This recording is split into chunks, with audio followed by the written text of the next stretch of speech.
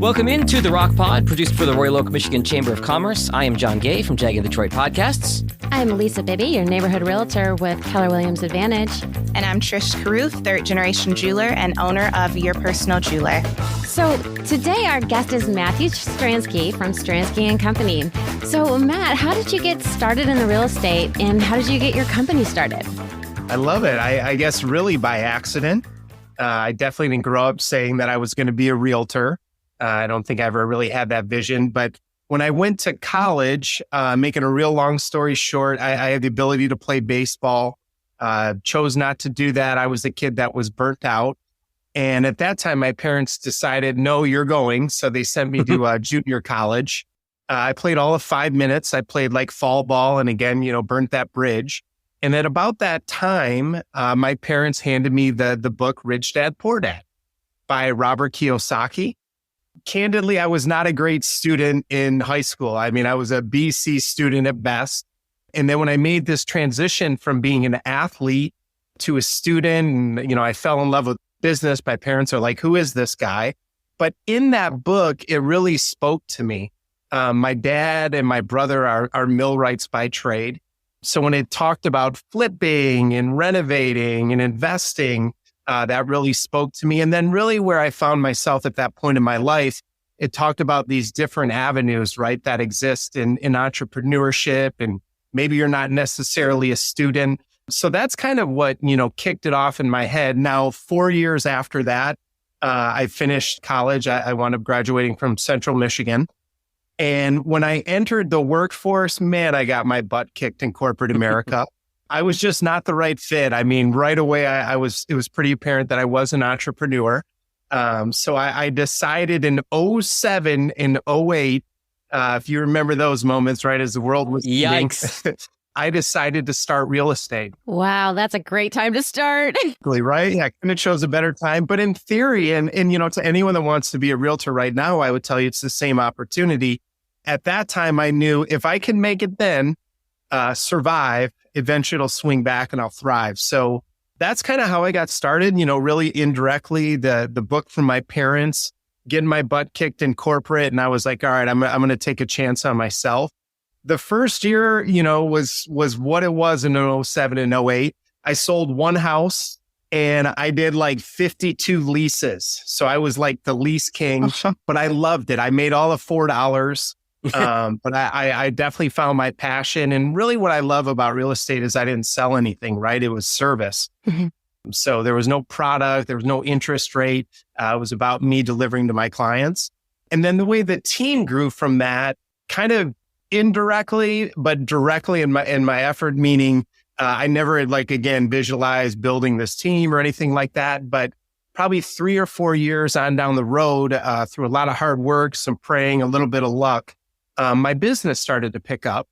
And I was in the basement with my good friend, my best friend, Randy Hambright, and I was complaining. I mean, we were kind of having a bitch fest.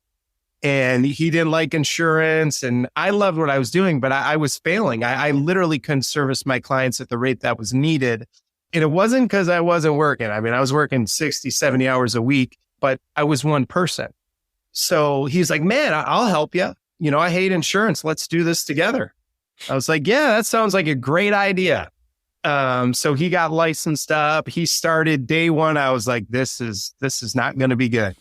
I realized very quickly there were no systems in place. There was no way to really train him. And at that time, and I was at a different brokerage, but that's why I made the move over to Keller Williams. So Keller Williams really helped me build this foundation. Now we're a team of 7. We have 7 full-time agents. We have a whole back end run by a great team, ran by our operations manager, Elizabeth Talley. And then we have another layer to that where we have showing partners. Showing partners are designed for our clients to be able to see a home in that minute. Kind of our motto is we're built for speed, efficiency, and service. So we're basically a team of 13 and we're just real estate nerds. So for people who don't understand, can you kind of explain the difference between a real estate team and just a real estate agent? Yeah, for sure. I think so much of the world right now wants Amazon, right? And I find myself being victim to that. Like I need it now. The difference, I think, is just in service and delivering in that critical moment where, as a realtor, again, I was there, right? Where maybe I was just caught up on something. And it's not that these folks are being lazy. The really, really good ones are tied up, right? So I think that's one thing. The other thing, like when we're working with our sellers, even our buyers, I mean, there's 7 of us out there actively. We're viewing homes that might be a match for maybe one of our non-buyers, one of our teammates. Or if we're trying to sell a home, I think truthfully, it falls into selling a house as a contact sport. So the more conversations that you're having about that particular home, the better off and the better the chances for it to sell.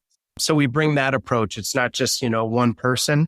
And then the back end, and especially as a realtor, as much as the client, it's great to have that leverage. For the agent, it allows them to do what matters. For the client, to show homes, to sell homes, to be accessible. And on the back end, there's a whole nother world, right? I mean, it's taking that transaction from inception all the way to close. So the idea with the team is to keep everyone really niched and in their sweet spot, just to create, again, efficiency and speed for our clients. So, Matt, do you prefer working with buyers or sellers? Ooh, both. I definitely don't think I'm, one way or the other. The nature of our team, we do kind of get a little more specific. Most of my personal work, me as an agent, is really done on the listing side. My knowledge, my experience has kind of brought me more to that side than the buy side. But we work with buyers and sellers, investors, renters. Being real estate nerds, we don't care. Whatever you need, we're here. And we always laugh. I mean, the whole goal, and just very open about it, is to get a 5-star Google review. And then hopefully you refer us to all your friends and family. So whether you're renting, buying, or selling, we're here to be a resource. On the team, regarding the agents, we do have a couple agents that are just really buyer specific. I think they're crazy. They love looking at houses. They love being the boots on the ground. So as a team, we are a little niche, but me personally, I generally work just more on the list side. Do you specialize in any specific home styles? Ooh, what a great question. So unique to the Woodward corridor. Obviously there's so many different types of homes, and be that luxury, on down to a starter home, or even a house, right, that maybe some of our clients are going to, knock over, renovate, or whatever the case may be. I would tell you, whether you're luxury or, again, at the bottom of the price point, really the service is the same. So I don't think we really specialize in anything per se. We do generally find most of our business is done through Oakland, Macomb, and Wayne County. So I think that's really where we're niched. But what's awesome for us is that brings us to different price points, different needs, and definitely different houses. Since you mentioned Oakland County there, Matthew, we, of course, being the Royal Oak Chamber, want to ask you specifically about the Royal Oak market. What are you seeing in Royal Oak specifically? Again, we're recording this to timestamp it July 25th. I know the market's been up and down and all over the place. What are you seeing specifically in Royal Oak? Great question. Royal Oak, I think we all know, and going back to when I started talking about it earlier, 07 and 08, that was the quickest rebound, right? In 07 and 08, value shot up.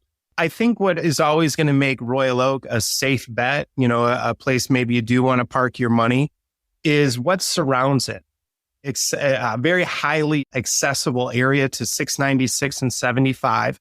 So that's going to allow people right there to go north, south, east, and west, and basically make their work destination, a little bit closer. When there's not construction. Correct. And good luck on that, right? Yeah. But again, the corridor there really brings a lot of the downtown life, right? You have the beauty of downtown Royal Oak and all that it offers for both families and, younger generations or even older generations, right? All the great events that they're throwing there. So in Royal Oak specifically, I think you're always going to be, well-served parking your money there. What do we see in the market there? Pretty much following the same trends, right? As Oakland County in general. Surprisingly, and I know when we meet a lot of the sellers, they're like, what? But days on the market are up, right? I think that's one thing we're telling the listeners, where things aren't necessarily selling in 3 hours after I put the sign up, right? We see the market right now are up anywhere from about 14 to 16 days, which is a little different. Now, that doesn't necessarily mean that prices are going backwards. It just means it's taking a little bit longer to sell the home. Obviously the values are still holding very, very true in Royal Oak. And I think we'll continue to. Obviously, I don't have a crystal ball. This week is a big week. Tomorrow, they're talking about interest rates. We all know they're going up.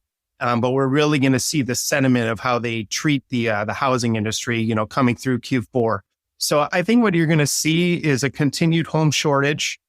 I do think demand is going to decrease, right? We're already kind of seeing that right now where some buyers aren't able to purchase the home that they could, a year and a half ago when rates were at 3.5%. So as demand shrinks a little bit, I think we're in that housing shortage. I do think we might see some just more stabilization. I don't think you're going to get 50 or 60% appreciation like some of us really experienced, over the last, few years, which was great. But I think you're going to see more moderate appreciation. But again, that's a great thing. So Matt, as a fellow realtor in this industry, what is the craziest thing that you have ever seen at a showing? Oh, wow. Make sure this is PG, right? Yes, please. I do have a bleep button if we need it. I mean, I've had some really funny encounters. I've definitely seen some naked owners. That was interesting. Trisha's eyes just bugged out of her head when you said that. Like Trish didn't make a sound or laugh, but her eyes were like, "What? What?" Yeah. And the rest of you out there don't realize this is normal for us in our workday. Yes. And this was probably the second or third year. So I felt in my bones that I had seen everything, right? And felt pretty prepared for it. And we came into this house, Brighton, really, really nice house, probably about 3,500 square feet. I mean, it was a really good size home and got the lockbox situated good. We get in, gave a shout. Anyone here? No, we're good. We're going, all through this house. And then we got to the master, which was kind of like tucked back in its own wing.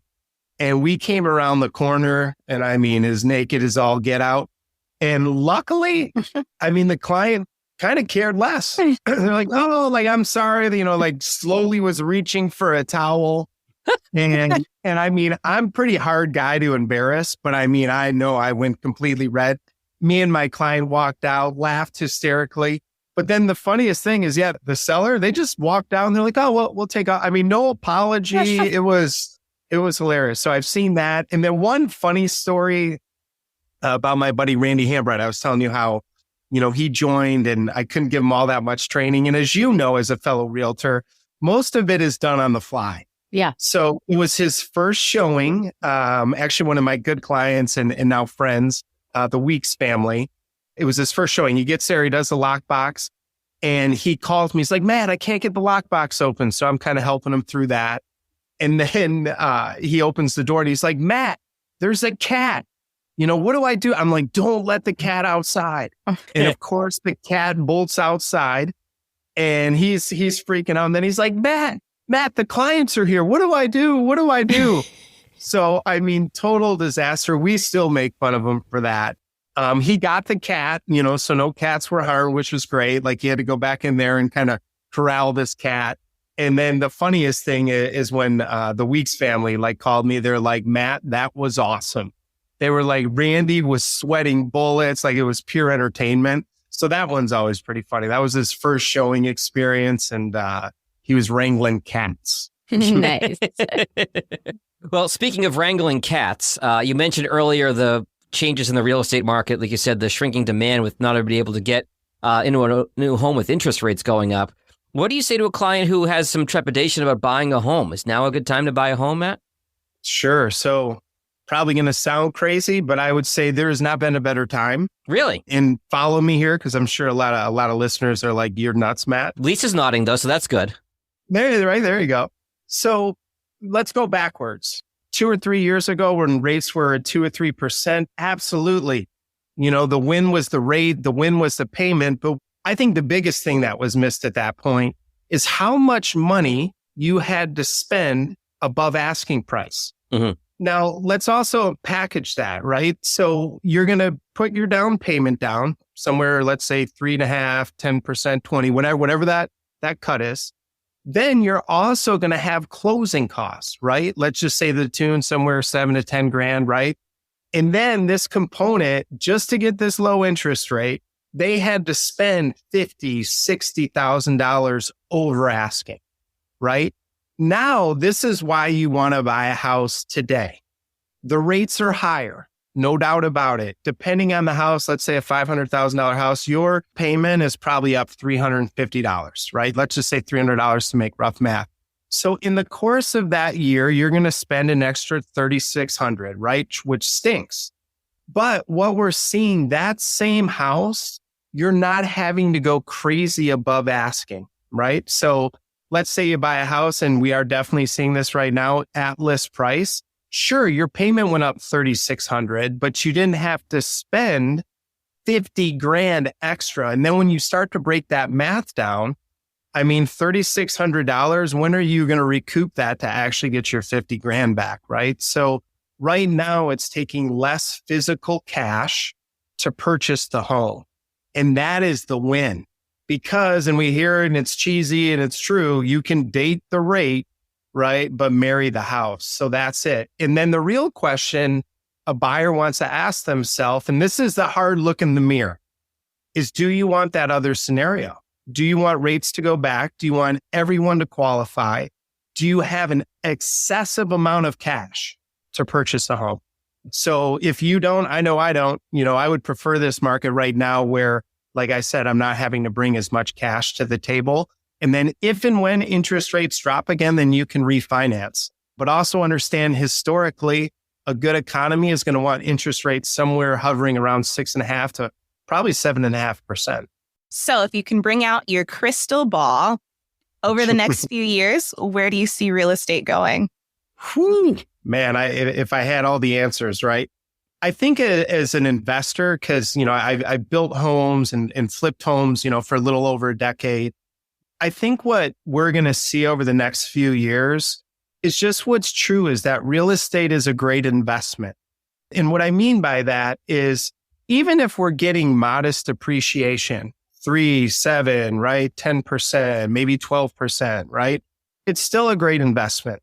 I think that is also proven itself in a highly inflationary state, right? We also see real estate thriving, right? I mean, it's one of the few things that has really digressed, right? So I can't tell you what the market will be. I do think it'll be more stabilized. Hopefully interest rates, fluctuate. I would love to see them at 5.5 if anyone's listening out there for my opinion, because I think you'd get a good marriage there, right? You'd have rates lower. We could get more people into the market. And I do think that would force some sellers who are sitting on a 3% rate to maybe list their home. The real shocking thing to me, and these are things that I'm just reading, but I have 2 boys. I have an 8-year-old or soon to be 8-year-old and a 5-year-old. The long-term look is there might not be enough homes for those people, right? My children right now. That's one thing that kind of scares me a little bit about real estate.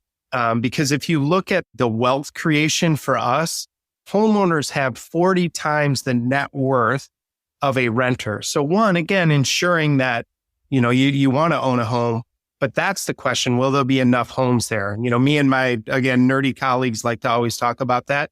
My guess is yes. And only because I think technology will help speed up the building, right? I mean, I've seen all these 3D printed houses and all this stuff. But to answer your question, I think we're going to see more stabilization over the next few years. I still do think we're going to find ourselves in a home shortage, but I still think real estate is a great long-term investment like it's always been. Well, Matt, it's been so fun to have you on our show. We're going to switch things up a little bit. And now it is time for our fishbowl question of the day. Okay. Trish, would you mind pulling it? Let's see. Oh, I'm a foodie, so this one is a good one. What is your favorite kind of donut? Easy. I'm going donut cutter. I'm getting that specific right there, Woodward, right? And in Catalpa and custard donut. Yes. Ooh. Yeah, I could eat 300 of those. And that is the donut of choice for sure. So Matt, what is a great way for everybody to find you? Love it. If you guys have any real estate questions or, just looking for some good, social entertainment, you of course can check us out at stranskyandcompany.com. You can find us on Instagram. You can find us on Facebook. And then if you want to reach out to us directly, 248-563-9449. But definitely check us out on social media. We love giving back. So we have giveaways usually going every month, and usually it has some type of local flair to it. So we hope to see you there. Well, it's been such a pleasure having you on our show, and I'd love to do a deal with you someday and help both of our clients purchase a home. My name is Lisa Bibby. I am a realtor with Keller Williams Advantage. I put the real back in realtor. Unsure of how the market is shifting and thinking of selling this year? Call for a free consultation. Check out my website at soldbylisab.com, and you can find me on Facebook, YouTube, and Instagram at soldbylysab. I'm Trish Caruth, third-generation jeweler and owner of Your Personal Jeweler. I specialize in creating custom engagement, wedding rings, and fine jewelry. You can find me on Instagram and Facebook at The Personal Jeweler, on our website, www.thepersonaljeweler.com, or at our storefront in downtown Royal Oak on 4th and Washington. And I am John Gay from Jag in Detroit Podcast. I specialize in producing podcasts remotely with no fancy studio time needed. If you like the way this show sounds, would like me to create a podcast for your business, your nonprofit, or your brand, you can find me online at jagindetroit.com or on social at jagindetroit. We want to thank you for listening to this episode of The Rocc Pod, produced for the Royal Oak, Michigan Chamber of Commerce. For more information about the Chamber and Chamber events, you can visit royaloakchamber.com. Thanks, everyone.